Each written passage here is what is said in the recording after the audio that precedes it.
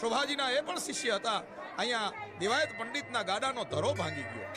ધરો ભાંગ્યો તેથી અગતો હતો. અગતો એટલે 11નો અગતો. તેથી કોઈ એમ કહેવાય છે કે કોઈ પણ જાતની સુતારી લુહારી કામ બધા બંધ હોય આવો અગતો. અને અહીંયા એના સેવકોએ જઈ અને ગામમાં તપાસ કરી તો દેવ તણખીની કોડે આવીને કીધું કે બાપ અમારા અહીંયાથી દેવાયત પંડિત નીકળ્યા છે, એમના ગાડાનો ધરો ભાંગી ગયો છે અને એ તમારે હાજો એક સંતનું નામ પડ્યું.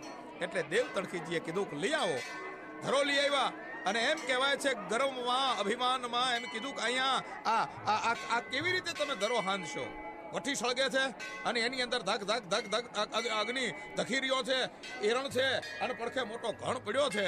અને દેવાયત પંડિત એમ કે છે દેવ તણખીને કે આમાં ધરો સાધવા માટે કોઈ માણસ તો નથી ને. ત્યારે દેવ તણખી દાદાએ એટલું કીધું કે પંડિતજી, જો તમે હથોડા મારો ઘણ મારો તો હું તમારો આ જે